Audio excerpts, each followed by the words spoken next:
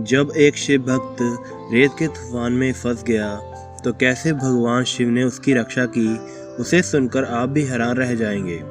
दिल्ली शहर में रहने वाले अनुराग श्रीवास्तव अपने परिवार के साथ दिल्ली में पिछले 10 सालों से रहते हैं। उनके परिवार में उनके माता पिता, एक छोटा भाई, पत्नी और 4 साल का एक लड़का था। यहीं पर उनके भाई को भी एक अच्छी नौकरी मिल गई थी।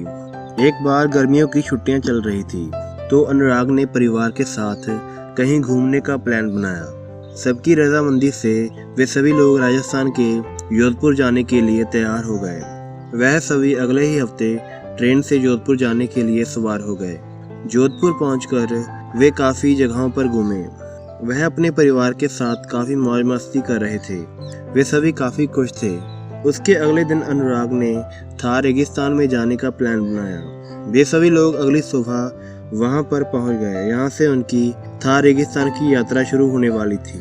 पर थार रेगिस्तान में कब मौसम कैसा हो जाए, इसके बारे में कहना काफ़ी मुश्किल है, क्योंकि वहां पर पल में ही रेत का तूफान आ जाता है। पर इस सब से अनजान वे सभी अपने अपने ऊँटों पर बैठकर थार रेगिस्तान की सैर कर रहे थे। अचानक वहां पर वो हुआ जिसका डर था। वहां पर रेत का तूफान काफी तेजी से आ गया। देखते ही देखते उस तूफान ने एक भयंकर रूप धारण कर लिया। सभी अपनी जान बचाने के लिए इधर उधर घूम रहे थे। पर इसी बीच अनुराग का ऊंट अपने रास्ते से भटक कर कहीं और चलने लगा। जब तक तूफान कम हुआ तो अनुराग के परिवार को यह पता चला कि उनका एक मेंबर तो गायब है। पर इस विशाल रेगिस्तान में उसको ढूंढना काफी मुश्किल था। तो उन्होंने जल्दी से थार डिपार्टमेंट से संपर्क किया और अनुराग के खो जाने की अर्जी दी। दूसरी तरफ अनुराग उस विशाल रेगिस्तान में अकेला अपने ऊँट पर कहां पर जा रहा था, उसे खुद नहीं पता था। तो वह अपने ऊँट से नीचे उतरा और वह रास्ता तलाश करने लगा। पर इस विशाल रेगिस्तान से बाहर निकलना काफ़ी मुश्किल काम था और उसे भूख प्यास भी काफ़ी लग रही थी। और वह साथ साथ भगवान शिव के नाम का जाप भी कर रहा था। थोड़ी देर के बाद उसने देखा कि कुछ ही दूरी पर एक तालाब बना हुआ है।